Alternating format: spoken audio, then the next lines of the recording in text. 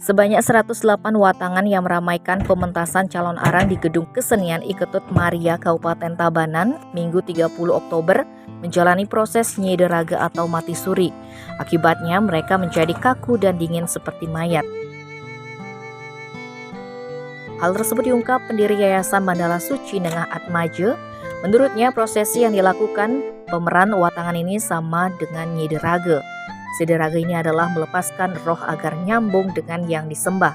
Syaratnya badan harus kaku, pucat, dan dingin layaknya bangke atau mayat yang diformalin. Pementasan calon arang ini menampilkan 108 watangan. Jumlah ini menurutnya memiliki makna sakral. Angka 1 dari bilangan 108 itu merujuk Tuhan yang Maha Tunggal. Angka 0 juga merupakan Tuhan Sunia atau kosong, dan angka 8 artinya kehidupan tidak ada batasnya untuk mencari kebaikan. Jika dijumlahkan angka 108 ini menjadi 9, 9 ini adalah angka sakti Dewata Nawasange. Pementasan calon arang dengan judul Katundung Ratna Manggali ini juga bertujuan memecahkan rekor muri. Sebab selama ini belum ada pementasan calon arang yang menghadirkan 108 watangan.